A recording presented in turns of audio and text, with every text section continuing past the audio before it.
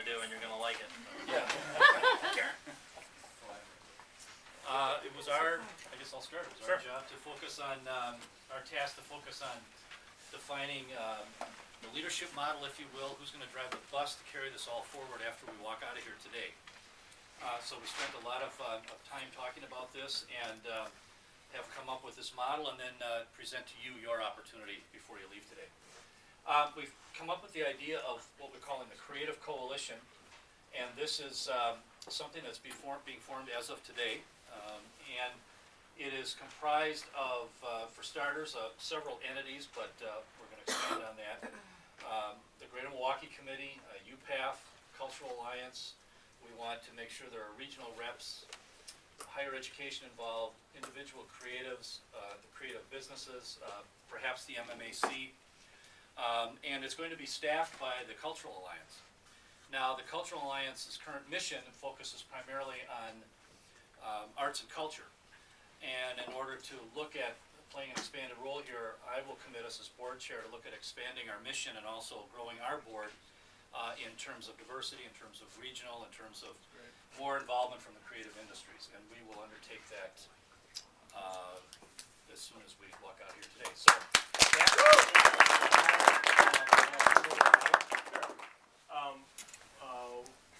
one note on the structure as it is here, we think this Creative Coalition will morph into the entity which becomes the driver of this regional effort.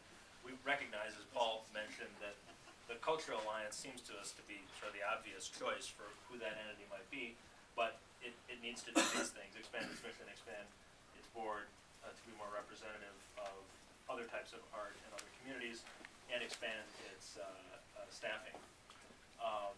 So we think what will come out of this process is a new entity. Once that new entity is created, we want to make sure that there's plenty of opportunities for feedback and planning, in other words, to include all the different constituencies. And so you may not be able to read this. Looks like my handwriting, that's probably why. But we have festivals, visual arts, creative individuals, museums, zoos. I gotta read it this way. Historical heritage, performing arts, universities, pre-K to 12, film, IT, parks, architects, advertising.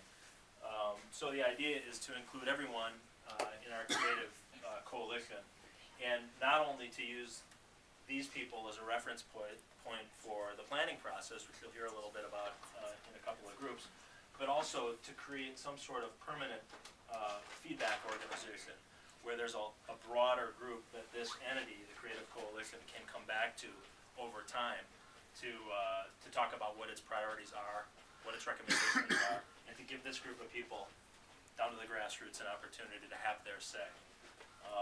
So that's what we think of and propose for a structure. The idea is to convene this group of people very quickly and to figure out a way to put this all into a formal organizational structure that can carry the ball forward.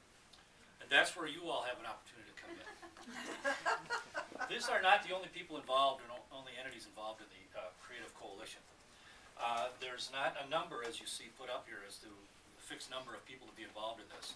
So we have a sign-up sheet here, and it's a call for volunteers. So if you are interested in being part of this Creative Coalition, this is your opportunity today before you leave to sign up, your name and your email, and then Alec and Julia and I will take responsibility moving forward to get the Creative Coalition meetings going, and Christine will work with us in following up with you as you want to take advantage of this great opportunity for leadership. So we will get that going, and then this also, I believe, will dovetail nicely with what the planning group has been talking about expanding what we're going to be doing with the creativity in Southeastern Wisconsin. So I think, Tyrone, did you have a question?